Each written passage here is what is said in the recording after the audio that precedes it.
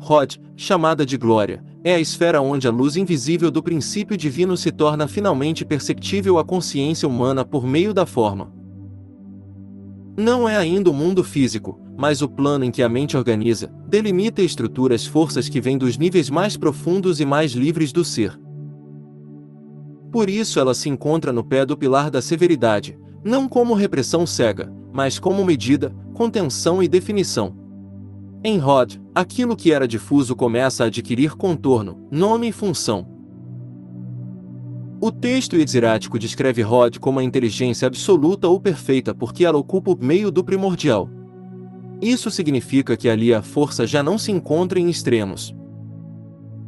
Não é o impulso criador bruto de Chokmah, nem a forma arquetípica silenciosa de Binah, mas o ponto em que esses dois princípios, positivo e negativo, se equilibram de modo funcional. Rod não tem raiz própria porque é um reflexo, sua essência emana de Shezet, o princípio da organização e da expansão ordenada, que por sua vez recebe a forma de Binah. Assim, Rod é forma organizada em um nível mais baixo, adequada ao funcionamento da mente concreta e do plano astral. À medida que a consciência humana evoluiu, as Sefirot inferiores deixaram de ser apenas forças cósmicas abstratas e passaram a ser profundamente condicionadas pela experiência humana.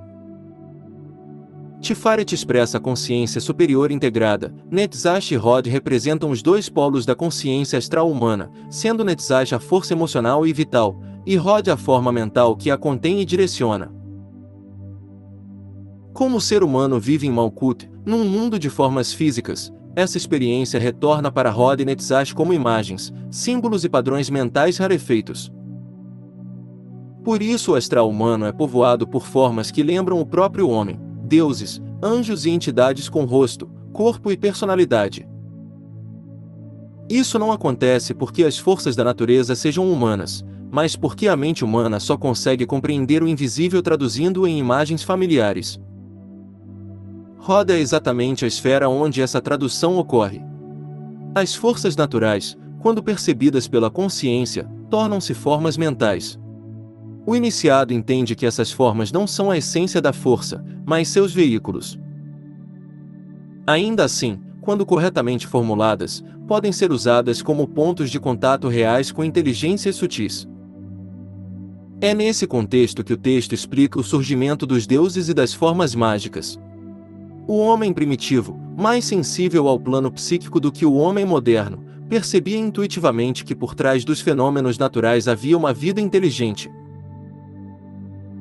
Para lidar com ela, não podia dominá-la pela força, mas precisava negociar, do mesmo modo que negociaria com outro ser vivo.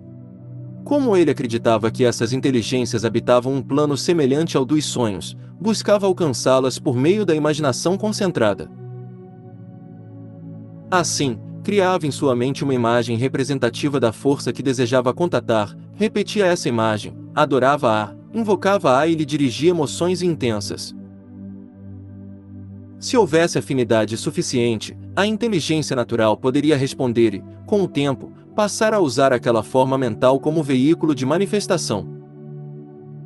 Quando esse processo é bem-sucedido, uma força da natureza é, por assim dizer, domesticada e passa a se expressar por meio de uma forma astral estável.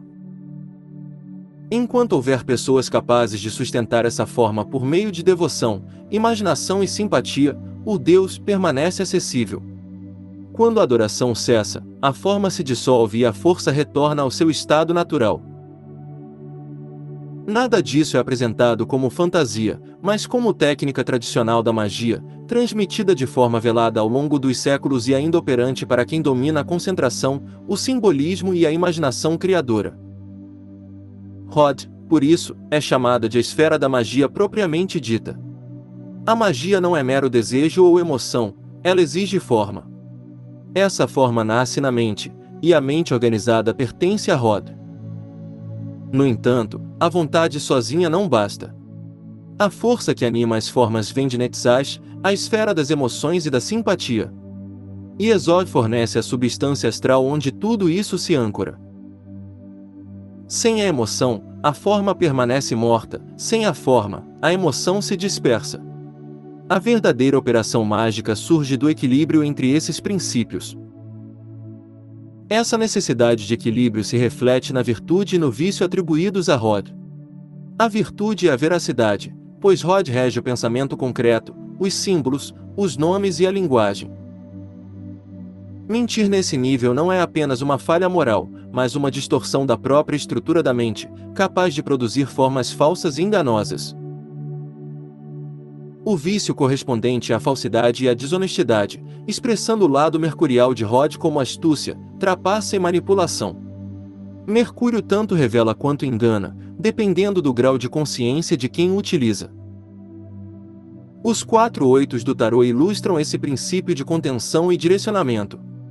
O 8 de copas fala do sucesso abandonado, ou seja, da capacidade de renunciar à satisfação imediata para alcançar um poder mais alto. O 8 de espadas mostra a força encurtada, a energia mental contida para que possa ser usada com precisão. O 8 de ouros expressa a prudência no plano material, a atenção ao detalhe e ao método. Todos esses aspectos culminam no 8 de paus, a rapidez espiritual, que só se manifesta porque as energias inferiores foram controladas. Em Rod, quanto mais se restringe nos planos baixos, mais livremente a energia flui nos planos elevados. A imagem mágica do hermafrodita resume tudo isso de forma simbólica. Ela representa a união do masculino e do feminino, da vontade e da imaginação, da força e da forma. Rod é a esfera onde essas polaridades se equilibram e se tornam operativas. O nome divino Elohim Tsabaut reforça essa ideia. Elohim é uma palavra feminina com plural masculino, indicando atividade dual, e Tsabaut significa hostes, exércitos. A divindade manifesta-se em Rod por meio de uma multiplicidade de formas organizadas, os Ben Elohim, os filhos dos deuses, que são as formas animadas pelas forças naturais. O arcanjo Miguel, regente dessa esfera, aparece como símbolo do equilíbrio ativo. Ele pisa a serpente, que representa a força instintiva primitiva, não para destruí-la, mas para contê-la e direcioná-la. A espada e as balanças que o acompanham indicam discriminação, medida e centro. Rod não elimina a energia bruta, ela a encurta, a organiza e a transforma em poder consciente. A experiência espiritual associada a Rod é a visão do esplendor. Nela, o iniciado percebe que a glória divina só se torna visível quando há formas para refletir a luz, assim como a luz física só se torna visível ao encontrar partículas na atmosfera. Ele passa a enxergar, por trás das aparências do mundo, as forças espirituais que as sustentam. Esse reconhecimento não o transforma em um manipulador arbitrário da natureza, mas em um colaborador do grande artífice, alguém que traz ordem ao desequilíbrio ao invés de impor sua vontade pessoal. Assim, Rod é a esfera onde a mente deixa de ser apenas um espelho passivo e se torna um instrumento criador. É o plano em que o pensamento se transforma em forma viva, o símbolo se torna a ponte e a consciência humana aprende a refletir, com clareza e verdade, a glória do invisível no mundo manifestado.